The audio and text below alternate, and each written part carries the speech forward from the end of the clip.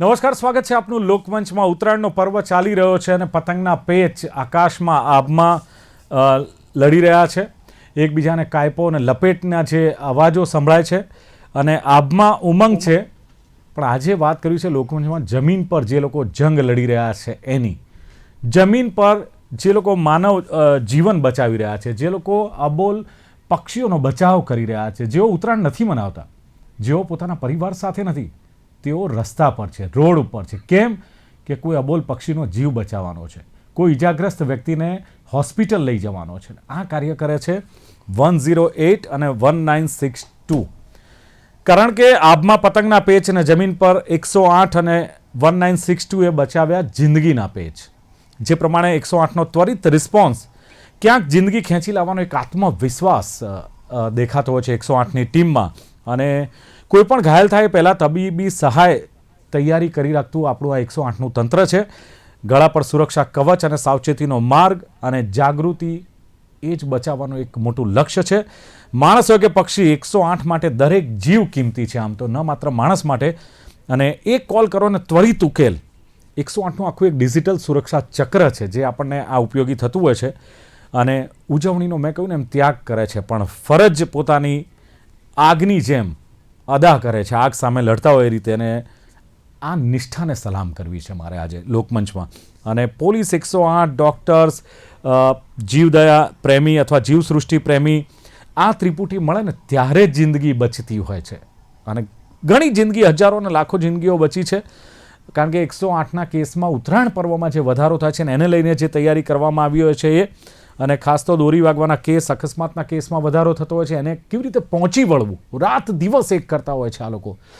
ઘાયલ પક્ષીઓને બચાવવા માટે પોતાનો જીવ જોખમમાં મૂકતા હોય છે. ન માત્ર તહેવાર નહીં ઉજવવાનો કે પરિવાર જોડે રહેવાનો નહીં, પોતાનો જીવ જોખમમાં મૂકીને એક પણ ઘાયલ પક્ષીનો જીવ ન જાય, છેલ્લી ઘડી સુધી લડી લેવું, એ આ ખાસ જીવસૃષ્ટિ પ્રેમીઓની એક મુહિમ હોય છે.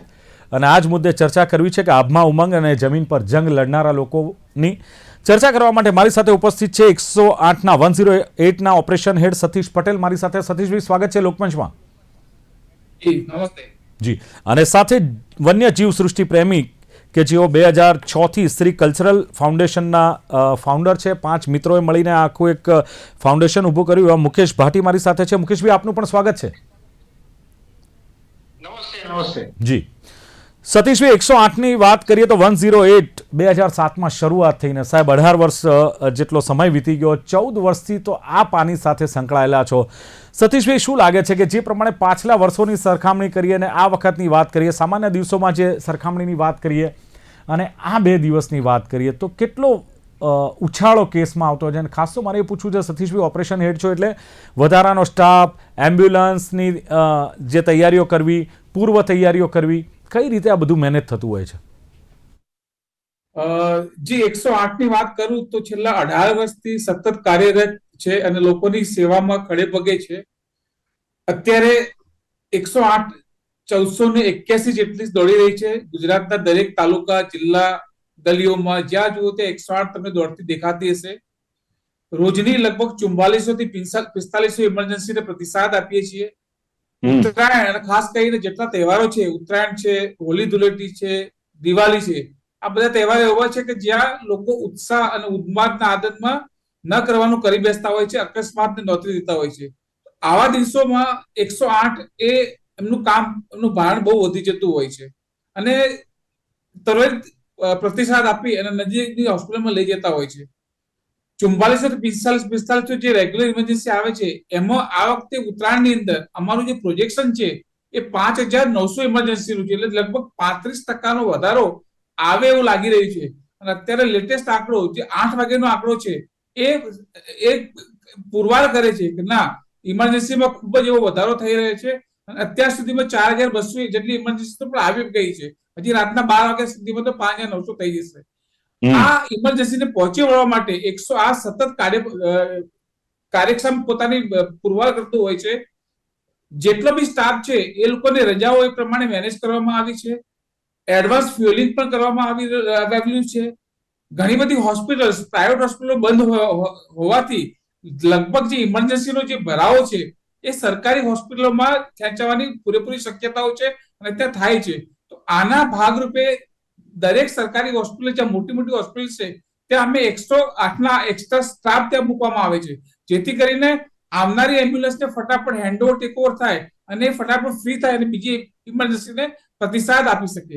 એ સિવાય અમારે જે કોલ સેન્ટર છે, જે રોજની લગભગ 5,500 થી 6,000 કોલ લેતા હોય છે, ત્યાં લગભગ 8,000 થી 9,000 નો કોલ આવવાની શક્યતાઓ રહેલી છે અને આવી રહ્યા છે. તો એને પહોંચી વળવા કોલ સેન્ટરની અંદર પણ એક્સ્ટ્રા મેનપાવર પણ ડિપ્લોય કરવામાં આવે છે. એ સિવાય ફિલ્ડની અંદર જે દરેક તાલુકા જિલ્લા લેવલે અમારા ફિલ્ડના જે સુપરવાઇઝરો કામ કરે છે, એમની પણ રજાઓ કેન્સલ કરવામાં આવી છે અને આવી જ રજાઓના દિવસે એ લોકોની બહુ કાર્યક્ષમતા બહુ વધી જતી હોય છે. હું પોતે પણ ઓફિસમાં હતો બપોર સુધી અને ત્યાંથી લોકોનું, અમારા જે એમ્પ્લોય સતત જે કામ કરે છે 24 કલાક, એમનું મોટિવેશન જળવાઈ રહે એના માટે મેં મેસેજ પણ પાસ ઓન કરેલો હતો. બિલકુલ. પણ સતીશભાઈ, જ્યાં વધારે પતંગ ઉડે છે અમુક વિસ્તારોમાં, જો મોટા મોટા શહેરોમાં, અમદાવાદ, સુરત, બરોડા, આ શહેરોમાં, અમદાવાદની વાત કરીએ તો કોટ વિસ્તારમાં વધારે પતંગો ઉડતી હોય છે. ક્યાંક સુરતની વાત કરીએ તો ઘણા બધા એવા વિસ્તારો છે કે જ્યાં વધારે પતંગ ઉડતી હોય છે. હવે એવા સમયે ગીચ વિસ્તાર અને એવા વિસ્તારોમાં જ્યારે રિસ્પોન્સ ટાઈમ ઘટાડવા માટેનું એક સ્પેશિયલ આયોજન હોય છે, કયા પ્રકારનું આયોજન કરવું પડતું હોય છે આવા સ્પેશિયલ એરિયા માટે? જી, બહુ સરસ વાત કરી આપણે. જે રિસ્પોન્સ ટાઈમ છે ઘટાડવાની જે મુહિમ છે, એ અમે સતત એની ઉપર કામ કરતા હોઈએ છીએ. 3-4 વર્ષ પહેલા જે રિસ્પોન્સ ટાઈમ 18 થી 19 મિનિટ હતો, એ અત્યારે ઘટાડીને 12.5 થી 13 મિનિટ કરવામાં આવે છે. આની પાછળ અમારું એક એનાલિટિક્સ ડિપાર્ટમેન્ટ છે, જે સતત આની પાછળ લાગેલું હોય છે અને એનાલિસિસ કરતા હોય છે કે કયા વિસ્તારમાંથી, કયા જિલ્લામાંથી, કયા તાલુકામાંથી વધારે ઇમરજન્સી આવે છે. તો એ પ્રમાણે અમે એમ્બ્યુલન્સનું ડિપ્લોયમેન્ટ કરતા હોઈએ છીએ. એક હોટસ્પોટ કરીને એક કન્સેપ્ટ છે. સવારે 8 થી 11 અને સાંજે 5 થી 8 આ બે સમયગાળા એવા છે જ્યાં ઇમરજન્સીનો ફ્લો વધારે આવતો હોય છે. એવા સમયગાળાની અંદર એમ્બ્યુલન્સને રીડિપ્લોય કરવામાં આવે છે. માની લો કે કોઈ એમ્બ્યુલન્સ એનું પોતાનું સ્થાન કોઈ એક્સ હોય છે, તો એને એક્સ થી વાય જગ્યાએ લઈ જવાનું હોય છે. એ 3 અને 3 6 કલાક પૂરતું એને હોટસ્પોટ કહીએ છીએ અને આ હોટસ્પોટ ડાયનામિકલી ચેન્જ થતા હોય છે. હવે આપણે વાત કરી ઉત્તરાયણ. ઉત્તરાયણમાં ઘણા બધા એરિયા, ઘણા બધા વિસ્તાર, ઘણી બધી સિટીઝ એવી છે કે જ્યાં ઇમરજન્સી વધારે આવવાની શક્યતાઓ રહેલી હોય છે. આ અમારું એનાલિસિસ દ્વારા કહેવામાં આવતું હોય છે. એવા વિસ્તારોની અંદર જ્યાં ઇમરજન્સીનો ફ્લો ઓછો હોય, ત્યાંથી એમ્બ્યુલન્સને હટાવી અને એવા વિસ્તારની અંદર મૂકવામાં આવે છે, જેથી કરીને ત્વરિત સૌથી ઓછામાં ઓછા રિસ્પોન્સ ટાઈમમાં પહોંચી અને લોકોની જિંદગી બચાવી શકીએ અમે. બિલકુલ. મુકેશભાઈ ભાટી, વન્યજીવ સૃષ્ટિ પ્રેમી છો અને છેલ્લા કેટલાક વર્ષોથી, એટલે 5 મિત્ર ભેગા થઈને 2006 થી જયારે આની શરૂઆત કરી, પાછલા વર્ષોને આ વર્ષની વાત કરીએ તો શું લાગે છે કે એની સરખામણી કરીએ તો ઘાયલ પક્ષીઓની વાત કરીએ તો કયા પ્રકારના ચેન્જીસ કે ફેરફારો જોવા મળ્યા છે મુકેશભાઈ? સરકાર, ગુજરાત રાજ્ય સરકાર અને શૈક્ષિક સંસ્થાઓ સાથે મળીને જનજાગૃતિનું અભિયાન છેલ્લા કેટલા વર્ષથી ચલાવે છે. આ વખતે જનજાગૃતિના અભિયાનના કારણે ઘાયલ થવાની પક્ષીઓની સંખ્યામાં મોટો ઘટાડો નોંધાયો છે. અને અત્યાર સુધી કાલની તારીખ સુધીમાં 831 બર્ડ્સ આપણે વાઇલ્ડ લાઈફ કેર સેન્ટર જ્યાં બનાવ્યું છે ત્યાં સુધી આવેલા છે. બરાબર છે. પણ મુકેશભાઈ, ચાઇનીઝ દોરી પર પ્રતિબંધ મૂકવામાં આવે છે, છતાં પણ ચાઇનીઝ દોરીનો વપરાશ પણ વધ્યો છે. શું લાગે છે કેટલો ખતરો હજુ પણ કહી શકાય આ દોરીનો, કે આપણે પ્રતિબંધ મૂકીએ છીએ, કરોડો રૂપિયાની ચાઇનીઝ દોરી પકડાય, છતાં પણ એ પક્ષીઓને ઘાયલ કરતી દોરી હજુ પણ વપરાય છે? ચાઇનીઝ દોરી થી તો પક્ષી તો ઠીક છે, પણ મનુષ્ય જાતિને પણ પુષ્કળ પ્રમાણમાં નુકસાન થયું છે. કેટલાય લોકોની ડેથ પણ થઈ છે. ચાઇનીઝ દોરીને આપણે બેન કરી છે, સિવાય પણ ગુજરાતની અંદર જે માછીમારો માટેની જાળ બનાવે છે ને, એ દોરી નામ ચાઇનીઝ દોરી થઈ ગયું છે. બાકી એ દોરી આપણા ત્યાંથી ગુજરાત રાજ્યમાંથી જ બનીને બધી જગ્યાએ સપ્લાય થાય છે. પણ મુકેશભાઈ, જયારે રેસ્ક્યુ કરતા હો છો અને તમને કોલ આવે છે કે ભાઈ ફલાણું પક્ષી અહીંયા ફસાયું છે અથવા ઘાયલ થયું છે, ત્યારે કેટલીક વાર ઘણા બધા પડકારો પણ તમારી સામે આવતા હશે. ધારો કે બહુ જ ઊંચાઈએ પક્ષી ઘાયલ થયું છે, ક્યાંક પૂરતા સાધનો નથી, ત્યારે કયા પ્રકારની કામગીરી કરો છો ને કયા પ્રકારના પડકારો તમારા ફિલ્ડમાં ખાસ તો આવતા હોય છે મુકેશભાઈ? સાહેબ, 2012માં એક ઝાડ ઉપર પક્ષી ભરાયેલું હતું. તે સંજીવની ગ્રુપ છે અમારું ત્યાં ઘીકાંઠા વિસ્તારમાં. એમને 2 દીકરાઓ ઝાડ ઉપરથી હાઇપરટેન્શન જતા હતા. એક રઘુ દેસાઈ અને એક રાજેશ રાજપૂત, ને 2 જણાને ઇલેક્ટ્રિક શોર્ટ લાગવાથી ડેથ થયા હતા. તો પહેલા એમને તો શ્રદ્ધાંજલિ આપું છું. સૌથી મોટું, જયારે ફાયર બી નતું પહોંચી શકતું ત્યારે દંડાઓ લગાવીને ઝાડ ઉપર ચડી, જેમ પેલા અત્યારે જૂના જમાનામાં પતંગ લૂંટતા હતા ને એમ એવા ડંડા મોટા કરીને પક્ષીને એક નાનું અમથું પેલું બાઉલ મૂકી એમાં કટિંગ કરીને બાઉલની અંદર બેસાડીને ઉતારતા હતા અમે લોકો. એટલે આવા પડકારો પણ આવતા હતા, પણ સાથે જ જે કહેવાય ને કે મુકેશભાઈ સંતુલન જાળવવું, કારણ કે ઉત્તરાયણ હોય એટલે ખાસ તો ઉત્તરાયણનો આનંદ પણ લોકો માણે, ઉત્તરાયણ પણ કરે. આપણે એમ તો કહેતા નથી કે ઉત્તરાયણ પર પ્રતિબંધ મૂકો, અને પક્ષીઓ પણ સુરક્ષિત રહે. આનું જો સંતુલન જાળવવું હોય તો કયા પ્રકારનું આપનું કેવું છે કે સૂચન છે કે જેને લઈને તમે ઉત્તરાયણનો આનંદ પણ માણી શકો અને પક્ષીઓ ઘાયલ ન થાય, એનું બેલેન્સ પણ જળવાઈ રહે? જેમ ડોક્ટર સાહેબે કીધું ને કે સવારે 7 થી લઈને 9, 9:30 સુધી અને 6 થી લઈને 8 સુધી એમના ત્યાં પણ મનુષ્યને પેલા એક્સિડન્ટનો ફોલ્સ વધારે આવે છે. એ જ પ્રકારે સવારે 7 થી લઈને 9 વાગ્યા સુધી પક્ષીઓના માળામાંથી બહાર નીકળવાનો સમય હોય છે અને સાંજે 6 થી 8 માળામાં પાછો આવવાનો સમય. જો એ સમયગાળા દરમિયાન આપણે પતંગ ન ચડાવીએ તો ઘણા પક્ષીઓના ઘાયલ થતા રોકી શકીએ છીએ આપણે. તો એટલે જ મુકેશભાઈ મારું કેવું છે, ઘણી બધી છે આપના જેવી સંસ્થાઓ છે, એનજીઓ છે, સરકાર તરફથી જે અપીલ કરવામાં આવે છે કે 9 વાગ્યા પહેલા પતંગ કોઈએ ન ચડાવવા અને સાંજે 5 કે 6 વાગ્યા પછી પતંગ ન ચડાવવા, આ જે અપીલ કરવામાં આવે છે, શું લાગે છે કે એની અસર લોકો પર થાય છે કે થઈ રહી છે? અસર ચાલુ થઈ છે સાહેબ, પણ એની આ પતંગ ન ચડાવવાના કારણે પછી એ લોકો 8 વાગ્યા પછી નવું ચાલુ કર્યું છે, જે ફટાકડા ફોડે છે. ફટાકડા ફૂટવાથી પક્ષીઓ માળામાંથી ઉડે છે. ઝાડ ઉપર જો ફટાકડો થાય તો આગ લાગે છે. મનુષ્ય માનવ જાતિના કોઈક એવા જગ્યાએ પડે છે ત્યાં આગ લાગે છે. એટલે લોકોને હું તો નમ્ર વિનંતી કરું છું કે તમે પતંગ આનો મોજ મસ્તીમાં આનંદ લો, પણ ફટાકડા તુક્કલના ન ઉડાડશો, એ આપણા માટે હાનિકારક છે. બિલકુલ સતીશભાઈ, જે પ્રમાણે 108 એમ્બ્યુલન્સ ગમે તે જગ્યાએ પહોંચીને પણ લોકોના જીવ બચાવે છે, ઘાયલ લોકોને હોસ્પિટલ પહોંચાડે છે, પરંતુ ક્યારેક એવી પરિસ્થિતિ અમે પણ જોઈ છે કે રસ્તા પર જતા હોઈએ સાહેબ, ટ્રાફિક જામ અને 108 ને પણ રસ્તો નથી મળતો હોતો, એવા સમયે ખાસ કરીને મુશ્કેલી પડતી હોય છે, ત્યારે શું કરો છો તમે? પોલીસ ડિપાર્ટમેન્ટ કે ટ્રાફિક ડિપાર્ટમેન્ટ સાથે સંકલન કરો છો, અને કરો છો તો એમનો સપોર્ટ મળતો હોય છે કે તમે તમારી રીતે જ આ બધું મેનેજ કરી લેતા હો છો? જી, આમાં આપનો મીડિયાનો, પોલીસનો અને જાહેર જનતાનો પણ આમાં સહયોગની બહુ જરૂરત છે. કારણ કે 108 જતી હોય છે ત્યારે ટ્રાફિકમાં ઘણીવાર મીડિયાવાળા લોકો પણ સારી રીતે સહયોગ આપતા હોય છે કે ડાબી બાજુ ખસી જવું, ડાબી બાજુ ખસી જવું, છતાં પણ અમુક લોકો એવા હોય છે જે રસ્તો નથી આપતા, અને જે પેશન્ટને લઈને હોસ્પિટલ જવાનું હોય છે એમાં પણ ઘણીવાર વાર લાગતી હોય છે. પેશન્ટ ઘણીવાર બહુ ક્રિટિકલ કન્ડિશનની અંદર હોય છે. 108 એ ખાલી પ્રી હોસ્પિટલ કેર આપવા માટેની એમ્બ્યુલન્સીસ છે, પણ જ્યાં આઈસીયુ ની સુવિધા પણ છે, પણ એને જ્યાં કોઈ સારી મોટી હોસ્પિટલમાં પહોંચાડવામાં ટાઈમસર જો ના પહોંચાડીએ તો ઘણી બધી ગંભીર પરિણામો ભોગવવામાં આવતા હોય છે. આના ભાગરૂપે આપના મીડિયા થકી જાહેર જનતાને પણ વિનવું છું કે આપ જ્યારે પણ કોઈ 108 ને જુઓ, સાયરન વાગે કે ના વાગે, 108 જો જોઈએ તો આપ ચોક્કસ એમને રસ્તો આપો, જેથી કરીને ફટાફટ એમના ગંતવ્ય સ્થાન સુધી પહોંચી શકે. પોલીસ ડિપાર્ટમેન્ટ અને ટ્રાફિક ડિપાર્ટમેન્ટ પણ અવારનવાર જાહેરાત પણ કરતા હોય છે, પેપરમાં પણ આવતું હોય છે ઘણીવાર કે જ્યારે 108 આવે ત્યારે ડાબી સાઈડે ખસી અને એને રસ્તો આપવાની આપ કોશિશ કરો, જેથી કરીને ફટાફટ પહોંચી શકે. સતીશભાઈ, ઘણીવાર ગંભીર કેસો આવતા હોય, જેમ કે ઉત્તરાયણ છે ને કોઈના ગળા પર દોરી વાગી છે, ઘા ઊંડો પડી ગયો છે, જીવન મરણ વચ્ચે ઝોલા ખાઈ રહ્યા છે, સાહેબ ચેલેન્જ તમારી સામે આવતી હોય છે કારણ કે સેકન્ડોનું મહત્વ હોય છે. આવા ગંભીર કેસોમાં કોઈ સ્પેશિયલ વ્યૂહરચના એ જીવ બચાવવા માટેની તમારી કયા પ્રકારની કવાયત હોય છે સાહેબ? જી, જ્યારે કોઈ તહેવાર જેમ કે હોળી ધૂળેટી છે, દિવાળી છે, જ્યારે ફાયરના ઇન્સિડન્સીસ બહુ આવતા હોય છે, કે અત્યારે ઉત્તરાયણનો તહેવાર છે, ત્યાં થ્રેડ કટિંગ, ફોલ ડાઉન, એક્સિડન્ટના કેસીસ બહુ વધારે આવતા હોય છે.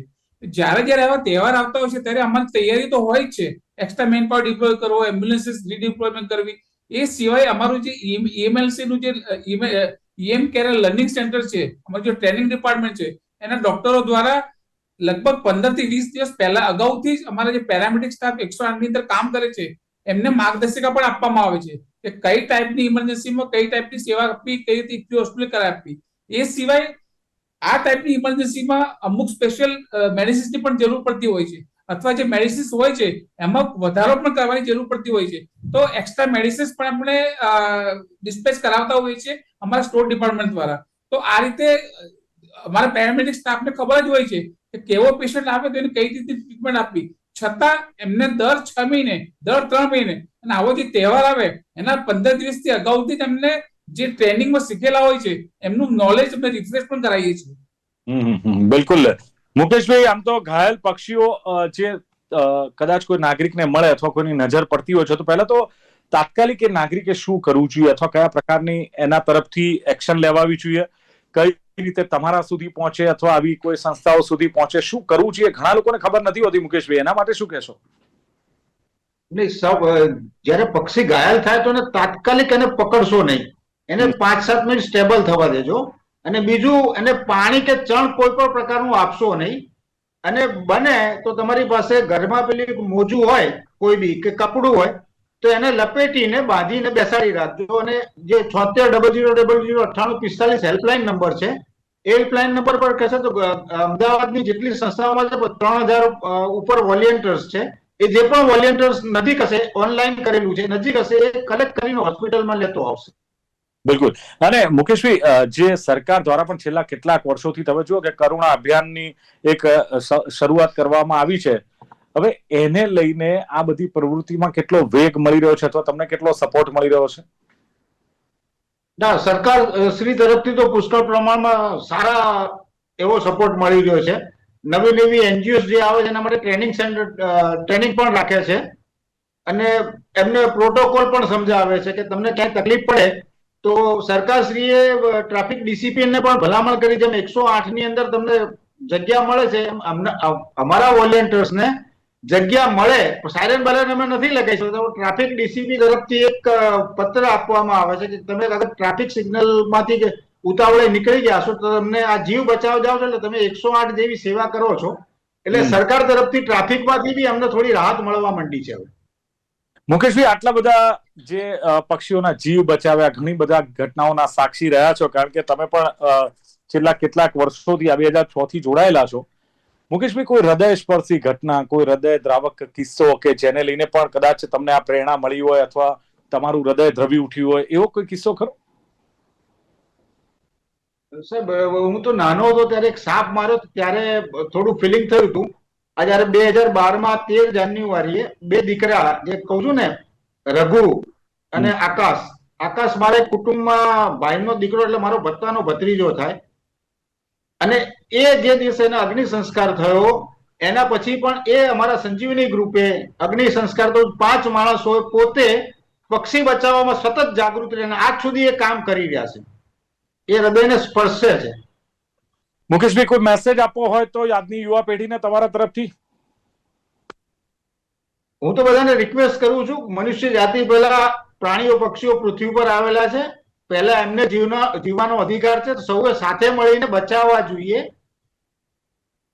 બરાબર છે. ચલો, જે વાત સતીશભાઈ આપની પાસે કે આપના જીવનમાં પણ એવા ઘણા બધા કિસ્સા હશે, કારણ કે મનુષ્ય આપની સમક્ષ હોય, જીવન મરણ વચ્ચે ઝોલા ખાતો હોય, કોઈ હૃદયદ્રાવક ઘટના દિલને હચમચાવી મૂકી હોય, વિચાર કરતા મૂકી દીધા હોય, શું થશે ખબર નથી, અને છતાં સતીશ પટેલની અને એમની ટીમ 108ની ટીમ ઝઝુમી હોય, અને સાહેબ એ વખતે આમ યાદગાર કોઈ કિસ્સો? જ્યારે મેં નવું જોઈન કર્યું આ સંસ્થા, ત્યારે જ્યારે કોઈ કેસીસ આવતા અથવા મને ફોટોગ્રાફ મોકલતા અમારી ટીમમાંથી, ત્યારે જોઈને જ મને ચક્કર આવે ટાઈપનું થતું હતું. કારણ કે કેસીસ બધા એ ટાઈપના હોય. ઉત્તરાયણની જ વાત કરું તો છેલ્લા એક વીકથી હમણાં મીડિયા ઉપર આવતા જ હોય છે, સોશિયલ મીડિયામાં, અમારા વોટ્સએપ ગ્રુપની અંદર થ્રેડ કટિંગના કેસીસ બધું નીકળી ગયેલું આખું. તો એ જાણીને આમ હૃદય દ્રવી ઉઠે એમ કે લોકો કેમ સમજતા નથી, કેમ આવા ટાઈમે હજી ઉત્તરાયણ આવી પણ નથી અને અત્યારથી પતંગ ચગાવવા માંડ્યા છે. તો આ ટાઈપના કેસીસ ઘણા હોય છે. અને આપણે વાત કરી રિસેન્ટ કિસ્સો કહું, ત્યારે અમદાવાદનું પ્લેન ક્રેશ થયું ત્યારે હું પોતે જ ઓફિસથી ફટાફટ પહોંચી અને ત્યાં ઘટના સ્થળે જ પહોંચી ગયો હતો.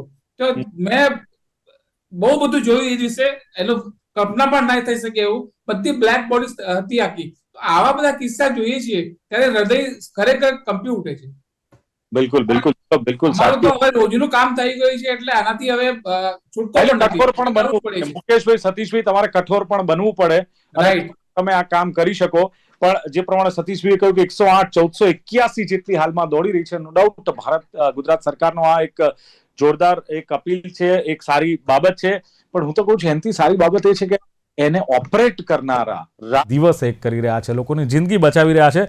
રોજની લગભગ 4,500 જેટલી ઇમરજન્સી આવે છે. દિવાળી, હોળી, ધૂળેટી, ઉત્તરાયણ હોય એટલે ભારણ વધી જાય છે. તમે વિચાર કરો, અને લગભગ 35% કેસોનો વધારો થઈ જતો હોય છે. 4200 જેટલી ઇમરજન્સી એમનું કહેવું છે કે આવી રહી છે, હજુ તો આવે છે. અને જે પ્રાઇવેટ હોસ્પિટલો બંધ હોય એટલે એક ચેલેન્જ થઈ જાય. એટલે શું કરે કે બીજો સ્ટાફ ત્યાં ખડે પગે, પાછો હોસ્પિટલ હોય 108નો, એ પણ એમાં હેલ્પ કરતો હોય છે. અને કેસ આવા ટાઈમે 5500 જે આવતા હોય એની જગ્યાએ 8,500 થી 9,000 કેસ અથવા ઇમરજન્સી કોલ આવી જાય એટલે મેન પાવર મેનેજ કરવું પણ અઘરું છે. આમ છતાં પણ મેં કહ્યું તેમ કે આબમાં પતંગના પેચ અને જમીન પર 108 અને આવા જે જીવ સૃષ્ટિ પ્રેમી છે એ જિંદગીના પેચ ક્યાંક લડાતા હોય ને એને બચાવતા હોય છે. અને ખાસ મુકેશ ભાટીએ કહ્યું કે જનજાગૃતિ અભિયાનને કારણે ચોક્કસ ઘટાડો થયો છે, લોકોમાં જાગૃતિ આવી છે. મુકેશભાઈએ કહ્યું એમ કે પડકારો ઘણા બધા અમારી સામે હોય છે, પણ અમારું લક્ષ્ય એ પક્ષીનો જીવ બચાવવામાં હોય છે. અને ફાયર ન પહોંચે ત્યાં છેવટે દંડા લગાવીને બાઉલ મૂકીને બાઉલમાં એ પક્ષી પડે અને એનો જીવ બચે ને પછી અમે તો સારવાર કરતા હોઈએ છીએ. આટલું બહુ છે, બારીકાઈથી ધ્યાન રાખવામાં આવે છે. ફટાકડા ન ફોડવા જોઈએ, ખાસ અપીલ મુકેશ ભાટીએ કરી છે કે એનાથી પક્ષીઓ ગભરાઈ જાય છે, બચ્ચાઓને નુકસાન પહોંચે છે. અને મનુષ્ય જાતિ પહેલાં પક્ષીઓ આ જગત પર આવ્યા હતા, એનું ધ્યાન રાખવું જોઈએ. અને જે પ્રમાણે 7600009845 પર કોલ કરીને પણ આપ જાણ કરી શકો છો. ઇન શોર્ટ, બધું જ છે આપણે સમજવાનું છે. એક હાથે તાળી નથી વાગતી. એટલે જનતાએ, નાગરિકે, પ્રજાએ સજાગ થવાનું છે. અને આ લોકોને ફક્ત તમારે સપોર્ટ અને સહકાર આપવાનો છે. તમારે એમાં કૂદી પડવાનું તમને કોઈ નથી કહેતું, પણ 108 આવે, આવી ઇમરજન્સી જે પક્ષીઓને લઈને જતી કોઈ વેન આવે તો એને રસ્તો આપવાની જવાબદારી આપણી છે. એનીવે ચર્ચાનું સમાપન કરીએ છીએ. સતીશ પટેલ, મુકેશ ભાટી બંને જોડાયા, ખૂબ ખૂબ આભાર. Thank you very much. અને તમારા કાર્યને ગુજરાત ન્યૂઝ અને દર્શકો પણ સેલ્યુટ કરે છે. Thank you so much. Thank you. તો દર્શક મિત્રો, લોકમંચ કાર્યક્રમમાંથી આજની ચર્ચા. ફરી મળીશું એક નવી ચર્ચા સાથે. જોતા રહો ગુજરાત ન્યૂઝ. નમસ્કાર.